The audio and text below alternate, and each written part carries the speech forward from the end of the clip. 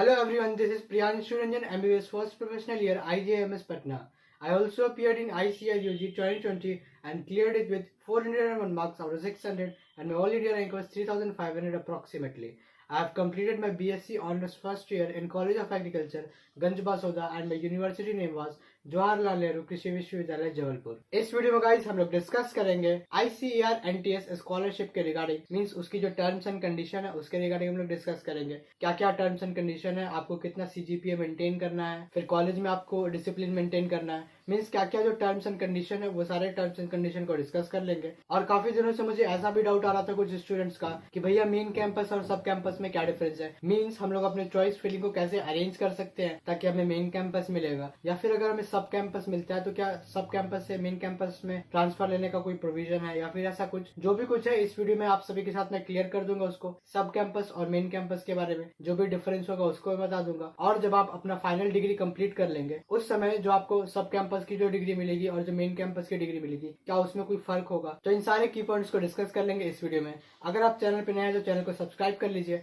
Like का button press करना मत भूलिएगा ऐसे ही इन्फॉर्मेटिव वीडियोस के लिए। तो सबसे पहले वीडियो स्टार्ट कर लेते हैं ICAR के रैंक कार्ड के इशू के बारे में। तो जब मैं ये वीडियो शूट कर रहा हूँ अभी तक तो ICAR की तरफ से कोई भी ऑफिशियल नोटिस नहीं आया है रैंक कार्ड को लेकर के। होपफुली मुझे ऐसा लगता है कि इस वीक तक आ जाना चाहिए, हालांकि एज इन कोई ऑफिशियल डेट नहीं है तो मैं भी ऐसे कुछ कह नहीं सकता, लेकिन हाँ हम लोग एज इन एक्सपेक्ट कर सकते हैं कि जो ICAR का जो रैंक लिस्ट वो ICAR रिलीज कर देगा, means first week of November तक। और एज इन जैसे रैंक कार्ड आ जाएगा उसके 2-3 दिन के बाद ही आपका जो काउंसिलिंग का जो प्रोसेस है वो भी स्टार्ट हो जाएगा। काउंसिलिंग के रिगार्डिंग जो डॉक्यूमेंट्स रिक्वायर्ड है उसका मैंने एक वीडियो ऑलरेडी बना दिया है, आपको डिस्क्रिप्शन में उसका लिंक मिल जाएगा। साथ ही में मैंने जो पिछले साल का जो चॉइस प्रेफरेंस है उसका भी एक वीडियो जो है वो बना दिया, आपको उसका भी लिंक डिस्क्रिप्शन बॉक्स में मिल जाएगा। और साथ में जो एग्रीकल्चरल यूनिवर्सिटीज का जो रैंकिंग है ऑफिशियल ICAR का उस पर भी मैंने एक वीडियो बना दिया है। तो इन सारे वीडियोस का जो लिंक है आपको डिस्क्रिप्शन बॉक्स में मिल जाएगा, डिस्क्रिप्शन बॉक्स को चेक करना मत भूलिएगा। चलिए बात कर लेते हैं ICAR NTS के गाइडलाइंस के बारे में। तो सबसे पहला पॉइंट देख लेते हैं। सबसे पहला पॉइंट हो गया NTS of the Indian council of agricultural research ICAR is available to a student pursuing bachelor's and master degree program through All India Entrance Exam in the agricultural university located outside of his state of domicile, and duly funded under plan scheme strengthening and development of higher agricultural education in India of the education division ICAR। तो सबसे पहला condition ये है कि जो आपकी agricultural university होनी चाहिए वो आपके आउटसाइड द स्टेट होनी चाहिए। तो आप अपना चॉइस फिल करते हुए ध्यान रखिएगा कि अगर आपको ICAR NTS की स्कॉलरशिप चाहिए तो आप अपने एग्रीकल्चरल यूनिवर्सिटी को आउटसाइड द स्टेट रखिएगा। साथ ही में यहाँ पर जो अमाउंट है वो भी दिया हुआ है, अभी अमाउंट 2000 से बढ़कर 3000 हो गया है बैचलर्स डिग्री के लिए पर मंथ और 5000 हो गया है मास्टर्स डिग्री के लिए। सेकंड पॉइंट देख सकते हैं, सेकंड पॉइंट में ऐसा लिखा हुआ है कि आपका जो स्कॉलरशिप है वो आपको सबसे पहले इनिशियली 1 साल का एक साथ दिया जाएगा। मींस ऐसा नहीं है कि अगर आपने आज एडमिशन ले लिया तो अगले मंथ ही आपके अकाउंट में स्कॉलरशिप जो है वो आ जाएगी, ऐसा नहीं है। इनिशियली आपको 1 साल के बाद आपको स्कॉलरशिप मिलेगी। हाँ कुछ यूनिवर्सिटीज में क्या होता है वो थोड़ा पहले हो जाता है, मींस एज इन जब आपका सेकंड सेमेस्टर चल रहा होता है या फिर थोड़ा लास्ट में ही होता है उस समय तक बहुत सारी यूनिवर्सिटीज में जो है वो ICAR NTS की स्कॉलरशिप आ जाती है। फिर अगर थर्ड पॉइंट के पास चलते हैं तो थर्ड पॉइंट में आप देख सकते हैं a student is eligible for the scholarship provided that he she takes up studies in approve courses. Means अगर आपको ICAR में BSc ऑनर्स एग्रीकल्चर मिला है और आप वही अप्रूव जो कोर्स है वही पढ़ रहे हैं, ऐसा नहीं कि वहाँ यूनिवर्सिटी जाने के बाद आप उसको चेंज कर ले या फिर आप वो डिग्री छोड़ करके कहीं और हॉर्टिकल्चर पढ़ने चले गए, तो ऐसा अगर आप करते हैं तो ऐसे में आपको स्कॉलरशिप जो है वो नहीं मिलेगी। ठीक, इसके बाद बात कर लेते हैं takes admission in the agricultural university located outside domicile state. तो ये कॉमन सी बात है, आपको मैंने बता दिया कि आपको आपके डोमिसाइल स्टेट के बाहरी कॉलेज मिलना चाहिए। फिर maintains merit and good conduct certified by head of the college university and institution. 7 CGPA का जो बाउंड्री मार्क है वो आप उससे थोड़ा आपको ज्यादा ही रखना है, मीन 7 CGPA का बाउंड्री मार्क है, अगर आप उसको क्रॉस कर लेते हैं तो आपको ICAR की स्कॉलरशिप मिलेगी। फिर इसके बाद बात कर लेते हैं does not remain absent without prior information. Means जब भी आप छुट्टी पे जाएंगे तो उसका एक लीव एप्लीकेशन जो है उसको आपको कॉलेज को सबमिट करना पड़ेगा, ऐसे ही आप गायब मत हो जाइएगा कॉलेज से। फिर उसके बाद लिखा हुआ है takes up studies on a whole time basis and does not take up any job. Means आपको as in part time job जो है वो नहीं ज्वाइन कर सकते हैं, आप कोई भी पार्ट टाइम काम नहीं कर सकते अगर आपको ICAR की स्कॉलरशिप मिल रही है तो। इसके बाद आप देख सकते हैं कि आपको इसके अलावा और कोई स्कॉलरशिप जो है वो नहीं मिल रही होनी चाहिए, मीन्स आपको ICAR की जो स्कॉलरशिप है वही मिलनी चाहिए। इसके बाद ये लिखा हुआ है does not leave his or her course of study within 1 month of admission, otherwise no scholarship will be provided to him or her. Means अगर आप अपना कोर्स छोड़ देते हैं 1 महीने के अंदर ही तो आपको कोई स्कॉलरशिप नहीं मिलेगी। और लास्ट पॉइंट में ये लिखा हुआ है सब्जेक्ट के रिगार्डिंग कि आपको जो सब्जेक्ट अलॉट होगा आपको उसी से अपना डिग्री कंप्लीट करना है। फिर इसके बाद आप देख सकते हैं मोड ऑफ पेमेंट क्या है। तो mode of payment of scholarship आप देख सकते हैं कि the payment of scholarship shall be made to the head of the college. Means NTS जो है वो आपके स्कॉलरशिप को कहाँ भेजेगी, हेड ऑफ द कॉलेज भेजेगी, which in turn would disburse the same to the students after the verification of required documents. और जो आपका कॉलेज है वो आप सभी को स्कॉलरशिप देगा। इसके बाद ऐसा भी लिखा हुआ है कि स्कॉलरशिप जो है आपको डायरेक्टली नहीं दिया जाएगा स्टूडेंट को, किसी भी स्टूडेंट को आईसीएआर के थ्रू डायरेक्टली स्कॉलरशिप का जो अमाउंट है वो नहीं दिया जाता है। फिर उसके बाद ये लिखा हुआ है कि जिस दिन से आप यूनिवर्सिटी ज्वाइन करेंगे अपनी एग्रीकल्चरल यूनिवर्सिटी को, उस दिन से आपका जो मंथ है वो कैलकुलेट होना शुरू हो जाएगा और जिस दिन आप यूनिवर्सिटी को लीव करेंगे उतने दिन का आपको जो स्कॉलरशिप है वो मिलेगा। और लास्ट पॉइंट में ये लिखा हुआ है कि आपको अपना बैंक अकाउंट का डिटेल है उसको देना पड़ेगा और उसमें आपका जो अमाउंट है वो जाएगा। पॉइंट नंबर 5 देख सकते हैं। तो पॉइंट नंबर 5 में जो नोट करने वाली बात है वो लास्ट लाइन है। यहाँ पर आपको अपना जो 7 CGPA बोल सकते हैं या फिर OGPA बोल सकते हैं, जो भी आपके कॉलेज में बोला जाता होगा आपको उसको मेंटेन करना है। आपको सारे के सारे सब्जेक्ट्स में पास भी करना है। तो इन सारे क्राइटेरियाज का ख्याल रखिएगा। अगर मैं आईसीआर के कॉलेज का पढ़ाई का बात कर लूँ तो मैं आपको बता देता हूँ इतना भी मुश्किल नहीं होता है 7 CGPA मेंटेन कर पाना। मीन्स अगर आप रेगुलर बेसिस पे 1 आध घंटा डेली पढ़ लेते हैं तो आप इजीली जो है वो 7 CGPA का जो मार्क है वो कंप्लीट कर लेंगे। मैं आपको बता रहा हूँ जब आप कॉलेज जाएंगे तो बहुत ऐसे स्टूडेंट मिलेंगे या फिर आप भी वैसे स्टूडेंट होंगे जो कि एग्जाम के 1 वीक पहले ही प्रिपरेशन स्टार्ट करेंगे और एग्जाम में इजीली पास भी कर जाएंगे और 7 CGPA से ज्यादा भी नंबर ला देंगे। लेकिन मैं आपको ये करने के लिए सजेस्ट नहीं करूंगा। मैं बोलूंगा कि आप स्टार्टिंग से ही थोड़ा बहुत पढ़ते रहिएगा ताकि आपको कोई रश ना मिले लास्ट में। यहाँ पर आप देख सकते हैं यहाँ पे लिखा हुआ है कि स्कॉलरशिप क्या हो जाएगा, डिसकंटिन्यूड हो जाएगा इफ मिनिमम रिक्वायर्ड OGPA या CGPA is not maintained at the end of the year of the study. तो ये था आप सभी के एग्जामिनेशन के बारे में। अब इसके बाद बात कर लेते हैं वैल्यू ऑफ स्कॉलरशिप के बारे में। तो जो आप सभी का जो वैल्यू ऑफ स्कॉलरशिप है अंडर ग्रेजुएट के लिए वो अब 2000 नहीं है, वो अब बढ़ चुका है। वो हो चुका है यहाँ पर 3000 per month.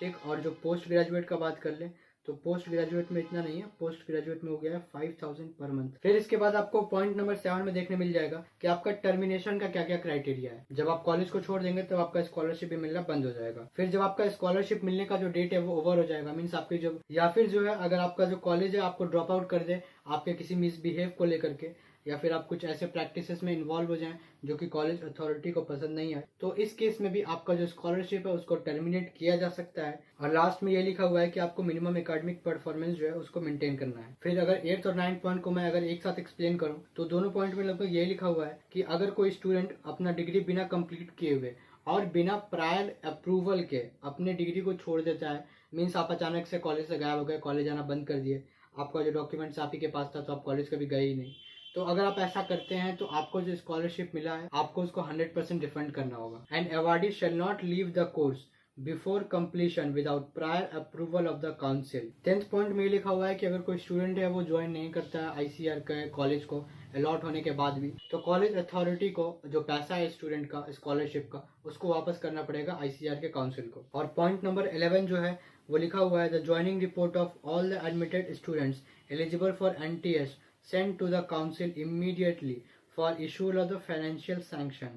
If in any case student has ceased to be on the roll of the institution due to transfer or withdrawal, the amount in his case is to be refunded. No scholarship will be paid if the student changes discipline or the university. अगर आप university change करेंगे या फिर आप कोई अपना degree change करेंगे तो भी कोई स्कॉलरशिप नहीं मिलेगी। तो ये था आईसीआर एनटीएस स्कॉलरशिप के टर्म्स एंड कंडीशन के बारे में। अगर आपको आईसीआर काउंसलिंग में कोई दिक्कत है, अगर आप मेरे साथ व्हाट्सएप या फोन कॉल पे कनेक्ट होना चाहते हैं तो गूगल फॉर्म का जो लिंक है आपको डिस्क्रिप्शन बॉक्स में मिल जाएगा। जब आप उस लिंक को ओपन करेंगे तो आपके सामने कुछ ऐसा जो पेज है वो ओपन अप होगा। इस पेज में आपको अपना नेम को फिल करना है, आपको अपना ईमेल एड्रेस फिल करना है, व्हाट्सएप नंबर फिल करना है, आईसीआर यूजी का परसेंटाइल फिल करना है, फिर आपको अपने कैटेगरी फिल करना है। इसके बाद आप सभी को 499 का जो अमाउंट है उसको पे करके उसका जो स्क्रीनशॉट है उसको यहाँ पर अपलोड भी करना है। जैसे ही आप अपलोड करके सबमिट कर लेंगे तो विद इन आपको 1 या 2 आवर या फिर अगर बहुत डिले हुआ तो विद इन 1 डे में आप सभी को अपने व्हाट्सएप या फोन कॉल पे मैं कनेक्ट कर लूंगा। अगर आप पेड काउंसलिंग ज्वाइन नहीं कर सकते हैं तो आप कमेंट सेक्शन का प्रॉपर यूज कीजिए,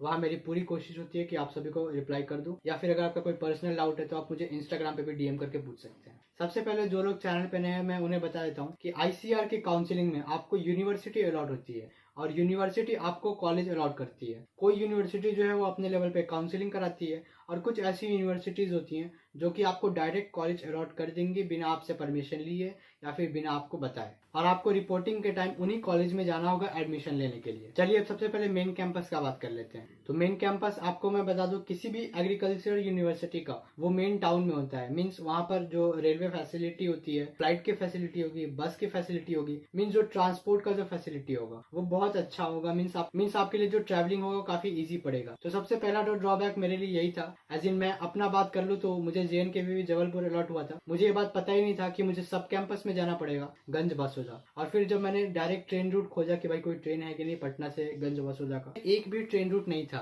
तो मुझे 2-3 ट्रेन को बदल करके जाना पड़ा। तो ये सबसे बड़ा प्रॉब्लम आता है आपको ट्रैवलिंग में। और अगर मैं बात करूँ, जो इंफ्रास्ट्रक्चर हो गया आपका मेन कैंपस का ज्यादा अच्छा होगा एज कम्पेयर टू सब कैंपस। इंफ्रास्ट्रक्चर में सब कुछ आता है, कैंटीन, फुटबॉल, गेम्स, मतलब जो भी आपको जो एक्स्ट्रा को करिकुलर एक्टिविटीज मिलेगा वो सब कुछ आ जाता है आपका इंफ्रास्ट्रक्चर में।